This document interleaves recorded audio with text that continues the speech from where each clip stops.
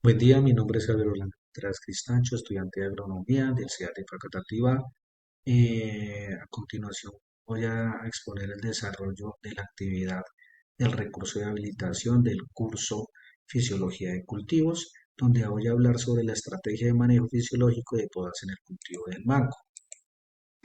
En cuanto al cultivo de mango, este cultivo pertenece a la familia de las Anacardiaceae del género Mangifera y su nombre científico es Mangifera indica. Este frutal puede crecer hasta de 10 a 30 metros, a 40 metros.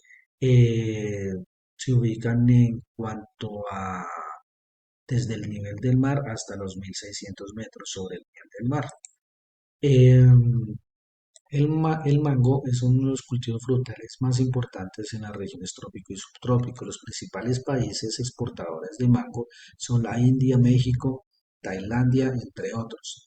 Y en Colombia, dentro de la parte de exportación, se ubica en el puesto 30 al 40 más aproximadamente a nivel mundial. Los mayores productores en cuanto a Colombia, en los subdepartamentos son Cundinamarca, Tolima, Magdalena, Córdoba, y a los países a los que más exportamos es a Canadá, Francia, España, Países Bajos, entre otros. Las variedades las variedades que tenemos acá en Colombia son mango de hilacha, mango Tommy, el kite, el yulima y el mango de azúcar. Adicional, pues también vamos a hablar sobre las podas que tienen que ver con las podas de despunte para el desarrollo de esta estrategia y el experimento a realizar. Entonces, la estrategia a utilizar es la estrategia de manejo fisiológico en el cultivo de mango. Esto me basé en un artículo eh, que se llama La poda modifica brotación vegetativa y proceso de floración de mango variedad Ataulfo de la ciudad del país México, sacado de la revista mexicana de ciencias agrícolas y fue publicado recientemente en mayo del 2025. En este artículo se busca examinar cómo la poda afecta el proceso de diferenciación floral y el periodo de floración y cuyo interés principal radica en prevenir floraciones irregulares y lograr alterar el momento de la floración. Para esto se planteó evaluar el efecto de la época, en temprana, intermedia y tardía, y una intensidad de poda ligero, que es de 50 centímetros, y severo de 75 centímetros. Y de acuerdo con estos aspectos, poder influir en estos procesos, ya sea provocando un aumento, un retraso o en ciertos casos incluso la inhibición de la floración. El diseño experimental se realizó en el borde comercial en Santiago en Ixcuintla, Nayarit. Tiene una duración de dos ciclos productivos, que son los aplicados entre el 2019-2020 y el 2020 al 2021, y el diseño el diseño es completamente al azar, factorial de 3 por 2 más testigos sin poda. Eh, para dejar claro las épocas de poda que se me estaba escapando, es que la poda temprana es después de la cosecha en ambos ciclos. La poda intermedia es 2 meses después de la primera poda. La poda tardía son 2 meses después de la segunda tardía. Entonces, ya revisando cuáles son las principales variables evaluadas, el número y longitud de brotes.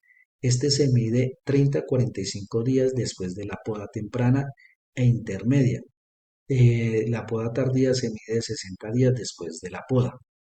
En cuanto al desarrollo de las yemas, se registra la yema floral desde la parte vegetativa hasta la yema reproductiva y posterior hasta la antesis.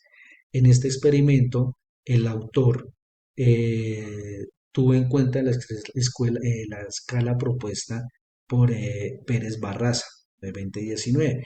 El estadio 1, E1, corresponde a la yema vegetativa y el estadio 12, E12, la antesis, que equivale en la escala que nosotros hemos utilizado, la de BCH, que el estadio principal 0 es del estadio 1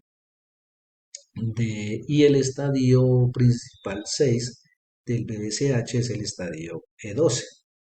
En cuanto al porcentaje de yemas diferenciadas, se radica desde el número de yemas que llegaron al estadio 4 y que corresponde en BDCH en el estadio principal 5. En el retraso de la floración, se cuentan los días desde la última fecha de poda hasta que el árbol entre en plena floración y se resta cuando el testigo alcanza esa etapa. En el porcentaje de floración se divide la toma del árbol en dos secciones, uno frontal y uno dorsal. Este cálculo se estima o se registra semanalmente desde el inicio, en desde un inicio en un 5% hasta la plena floración de 80 a 100%. La proporción de la proporción. Esta proporción de inflorescencia que cubre cada lado es un 100%. ¿Eso qué quiere decir? Que se suma el porcentaje de floración de un lado y se suma el del otro lado y se divide en dos. Ya en cuanto a los resultados de estas variables, en el número de brotes, en el primer ciclo el número de brotes fue mayor al testigo, independientemente de la intensidad y de la época, y esto resulta es que en la poda tardía, de intensidad severa, tuvo un mayor número de brotes en ambos ciclos.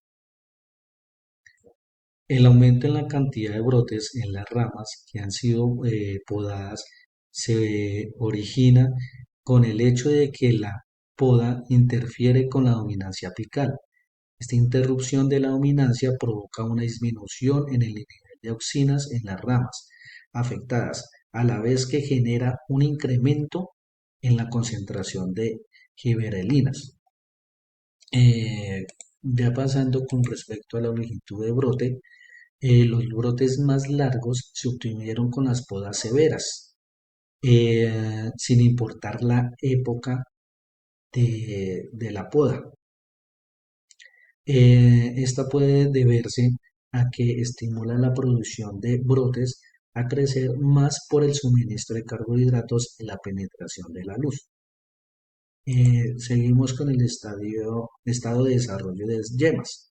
La inducción floral en yemas es estimulada por bajas temperaturas.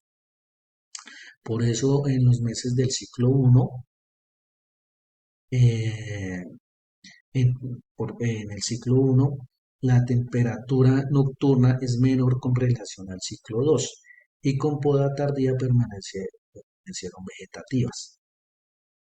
Ya en cuanto al porcentaje de yema diferencial, en el segundo año de producción, es en el ciclo 2, la época temprana, sin importar la intensidad de la poda, tiene el mayor porcentaje.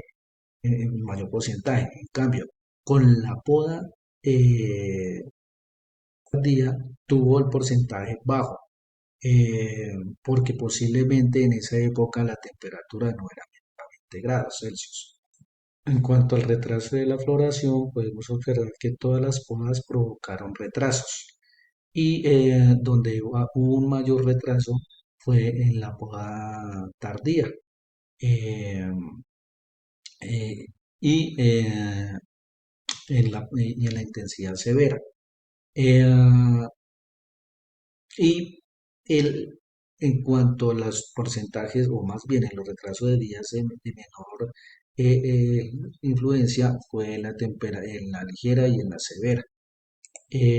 Con respecto al porcentaje de floración, la floración disminuyó conforme la poda que se realizó con más tardía, o sea, con más espera. La poda temprana y ligera e intermedia mostrar los mejores porcentajes hasta el 90%. La poda tardía, como le comentaba, severa tuvo los peores valores, o sea, cada vez que se hacía una poda tardía se iba bajando el porcentaje de floración. Entonces, ¿qué podemos concluir con esto?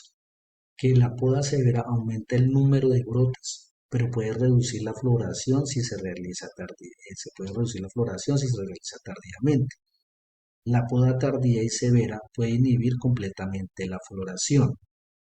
La poda temprana, sin importar si es ligera o severa, mejora la diferenciación floral y la floración, que ese es el alcance del que nosotros es el que se está buscando durante este artículo. En consecuencia de este experimento, lo más conveniente es realizar podas tempranas o intermedias de intensidad ligera para evitar floración irregular y pérdida productiva. O sea, en este caso no necesitamos brotes largos ni cantidad de brotes, sino diferenciación floral y floración y porcentaje de floración para poder calcular o estimar las cosechas. ¿Qué recomendaciones podríamos plantear? Es crucial centrar la atención en las etapas tardías y en los dos niveles de intensidad. O sea, si se hace en la etapa tardía, entonces la idea es el uso de inhibidores de giberelinas para retrasar la floración y obtener beneficios económicos. Además, en este artículo no se tuvo en cuenta la parte de las condiciones de temperatura. Por eso es importante tener el conocimiento, más bien, eh, tener el conocimiento y tener también planteado incluir estas variables o estas incidencias en cuanto a la temperatura. Ya con lo que tiene que ver dentro de mi percepción como profesional, como un agrónomo, en cuanto a la aplicabilidad de la fisiología de cultivos, eh, es supremamente, y no quiero sonar a cliché, es importante tener en cuenta la fenología y la fisiología de las plantas para cualquier interpretación o cualquier o parte de involucrar un cultivo es conocer bien la planta, en poder saber cuáles son sus etapas fenológicas, sus escalas, eh, y saber en qué momento actuar, ya sea para manipular, lo digo de manera, eh, digamos, sin ánimo de ser grosero, y manipular, digamos, los estados para poder sacar una producción mucho mejor, eh, económica, porque como lo mirábamos en las podas, con las podas nosotros estamos evitando gastos de mantenimiento, gastos de problemas fitosanitarios, porque nos tendríamos que pues, colocar más recurso económico en cuanto a este aspecto. Entonces, es muy importante tener en cuenta la fenología y saber la fisiología del cultivo, desde su etapa cero hasta a su última etapa. Entonces, es importante también para poderlo experimentar de acuerdo a los diferentes variables que nos podemos encontrar en una zona, en X o Y zona, y dependiendo la variedad. Les agradezco mucho su atención. Se despide Javier Contreras. Un feliz día.